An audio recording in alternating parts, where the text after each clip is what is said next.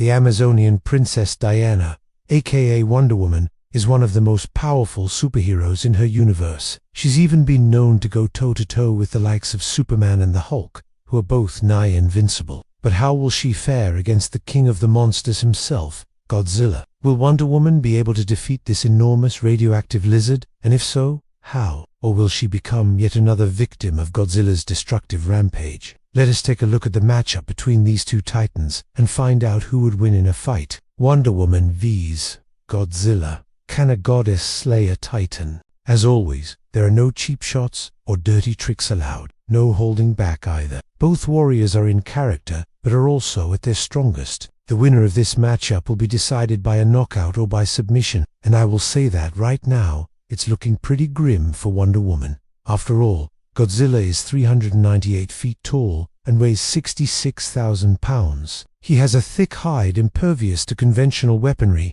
and enough strength to level an entire city block in a matter of seconds. Just one atomic breath from this guy is enough to make Wonder Woman's entire Amazonian army run for their lives. With all that being said, however, this matchup is not without its variables. For starters, Wonder Woman possesses the ability to manipulate and control all forms of plant life. She could easily use this power to grow some giant vines and constrict Godzilla, but it's doubtful that they'd be able to hold him down for very long. The way we see it, Godzilla's thick hide is not only resistant to conventional weapons, but magic and mystical attacks as well. Remember the time when Rodon tried to stab Godzilla in the eye with his own beak? Yeah, that didn't work out too well for Mr. Rodon. Also, during the fight between Godzilla and King Ghidorah in the 2019 film, Ghidorah was able to paralyze Godzilla with one of his gravity beams. However, after about a minute, Godzilla shakes off the paralysis and continues fighting, so I don't think those Amazonian vines are gonna do much either.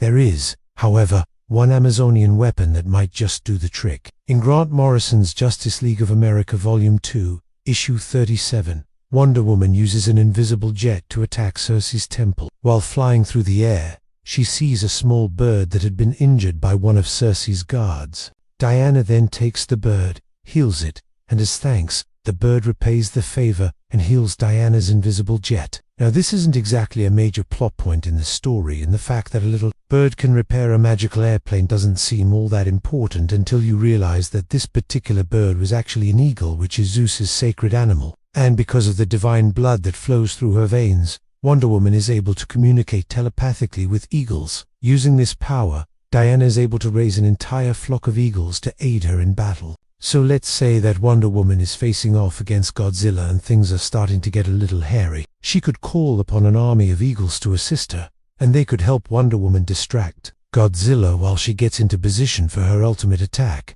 Think of it like a classic wrestling match. All the wrestlers are distracted by their opponents, but the ref's not paying attention while one wrestler sneaks out of the ring, climbs up the turnbuckle and waits for his moment to strike. When he sees his opportunity, he jumps off the turnbuckle and hits the other wrestler with a steel chair. Then the crowd goes wild. And what better way for Wonder Woman to deal a fatal blow to Godzilla than to use her indestructible bracelets to amplify her punches, each punch having the combined strength of thousands of tons of TNT. In the comics, Wonder Woman's bracelets have actually knocked Superman into orbit, so I'm pretty sure that even with all of his enhancements and cybernetics, Godzilla would stand no chance. However, there is a little problem with this plan. In order for Wonder Woman to be able to raise an army of eagles to fight alongside her, Godzilla would have to be causing massive damage and destruction to the environment around her. For example, let's say that Godzilla is rampaging through the streets of Metropolis, smashing buildings and generally making a mess of the city. This would cause widespread panic among the citizens,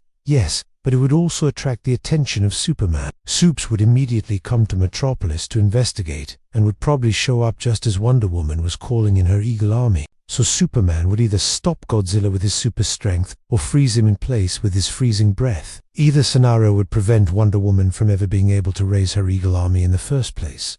But there is a way around this. What if, instead of fighting Godzilla in the middle of a populated area, Wonder Woman lured him out to sea? Surely Godzilla wouldn't be dumb enough to follow her into the ocean, right? Well, it's not out of the realm of possibility, especially if Godzilla were to somehow break through Superman's defenses and escape his grasp. Perhaps Wonder Woman could lead Godzilla away from Metropolis by flying ahead of him and dropping little breadcrumbs along the way, each one laced with a little bit of that sweet, sweet magic. Once they're far away from any civilization, Wonder Woman could call upon her eagle army to assist her, and together they could fight Godzilla. The eagles would serve as Wonder Woman's eyes and ears, letting her know if Godzilla were to slip and fall or get tired and decide to take a little break. And since Godzilla is nowhere near as durable on land as he is in the air, Wonder Woman would be able to inflict some serious damage on him. Once he's weak enough, she could approach him and deliver the killing blow with her bracelets, sending Godzilla crashing to the ocean floor and finally ending his reign of terror.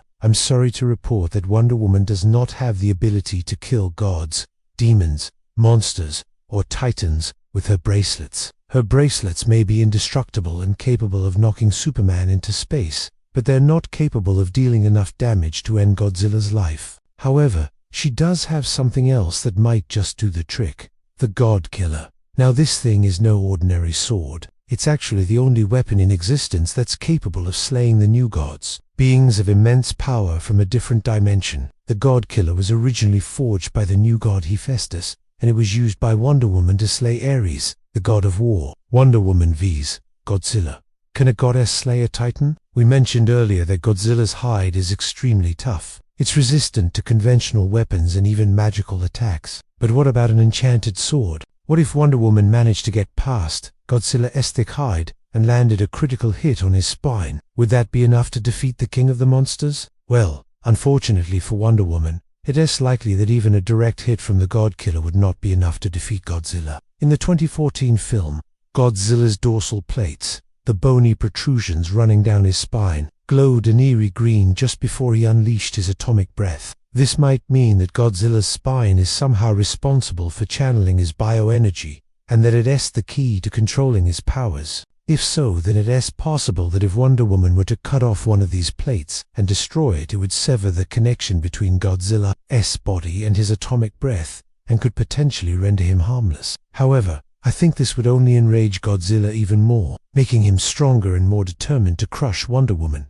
Instead, why not try to cut off one of his tails? Each time Godzilla loses a tail, he becomes more powerful. So doing this would actually play right into his strengths. Not to mention that he has 4 tails, so losing one won't make that much of a difference anyway. If Wonder Woman really wants to defeat Godzilla, her best bet is to steal his power source, the nuclear energy that's stored within his body. Wonder Woman has no special abilities that would allow her to do this, but she does know someone who does. How about that, little girl? Maxwell Lord, the villain from the recent Wonder Woman 1984 film, is a master manipulator with the ability to influence others by entering their minds and controlling them from within. Wonder Woman could ask Max to use his powers to siphon the nuclear energy out of Godzilla's mind and redirect it, perhaps using it to fuel the God Killer. When the sword is energized, its cutting power increases dramatically, and it could easily slice through Godzilla's spine and sever his connection to his atomic breath. Finally, now that he's just an ordinary lizard,